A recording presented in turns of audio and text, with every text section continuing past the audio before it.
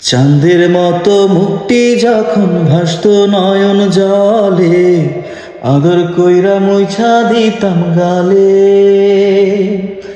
ঘাটে আইসা পাশে বৈশা ছড়াইতো এই বুকে, ভুলবো আমি এই কথা কেমনে।